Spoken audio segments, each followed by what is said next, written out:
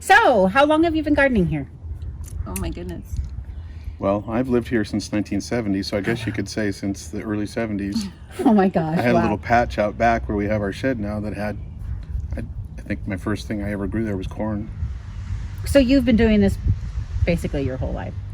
I've kind of, sort of, yeah. It's Yeah? kind of been a weird passion that kind of grew into a obsession.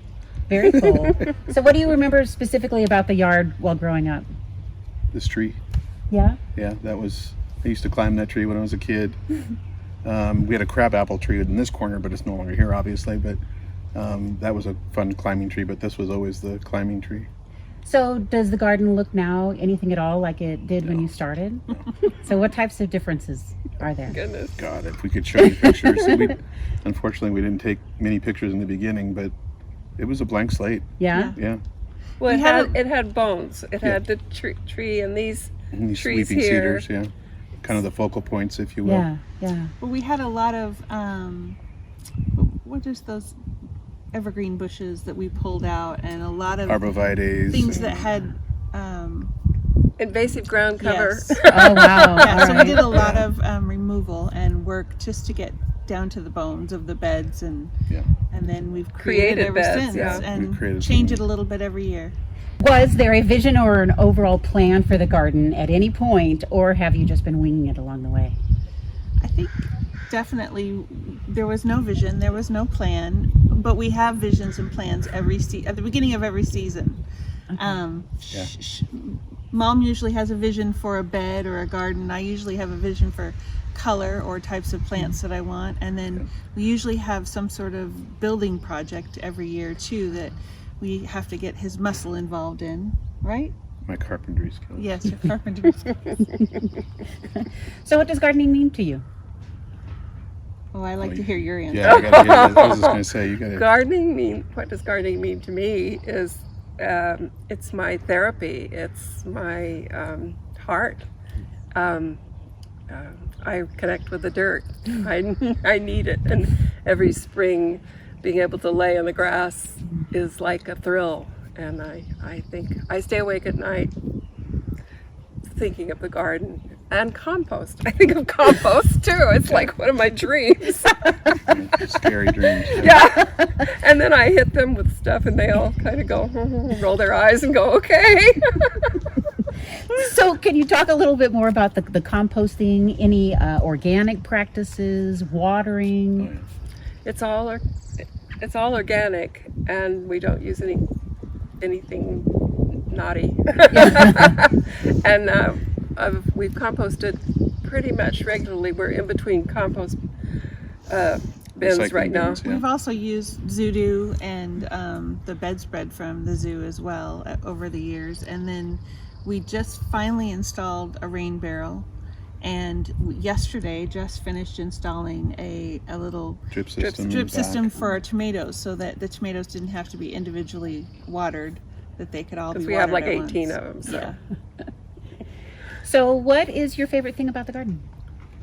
everything.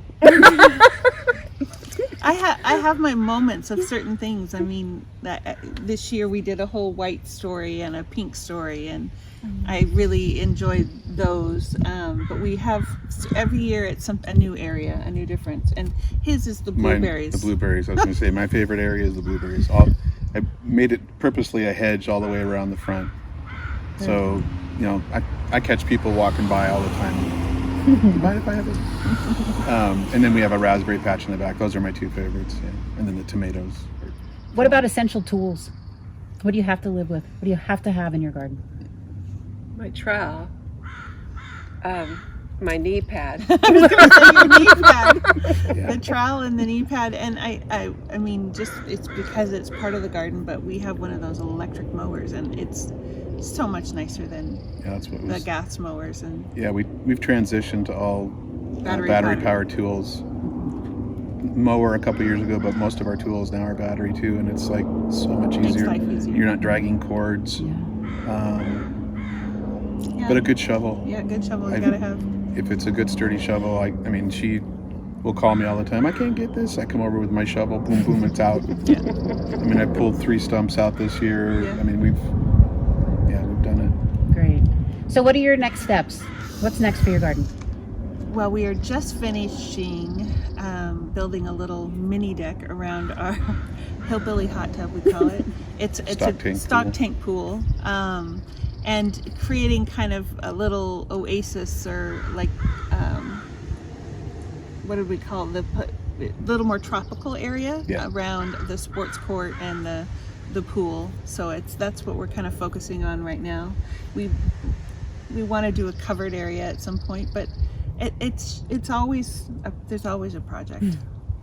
Well, this time of year, whether it was the show or not, we usually kind of transition into, okay, let's just enjoy it for a while now. Yes. Yeah, and we that just time's coming. pulled out the spring garden of vegetables, and just the other day planted the fall garden. So Nice. Yeah. my advice for beginning gardeners is to just not be afraid, to just go for it. Try planting whether it's a vegetable, flower, whatever you want to try.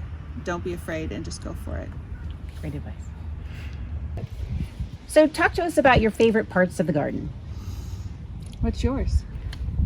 Well, I think this tree has always been my favorite part. It's always kind of been the focal point since I was a kid to today. I mean, it's the thing that people most comment about, I think, as they walk by. I mean, they see other parts of the garden too, but I think the most comments we ever get is on that tree. And, you know, twice a year it's, or maybe once a year, it's most beautiful, but twice a year it's the bane of our existence too, because once it blooms, the petals fall, and we have to clean them up. And in the fall, there's leaves. Our neighbors always Everywhere. say they're so grateful we have this tree in our yard because they get to enjoy every moment of it, but don't have to clean it up. Yes. I think my favorite part of one of my favorites lately has been the river bed. We've kind of done a little hill of rocks with every kind of sedum you could imagine. We found a couple little meadow quail that we stuck in there, and it's a fun little spot in the garden. And you've been working on a moss garden. Yes, I was going to say my favorite part of the garden is whatever I'm working on at the moment.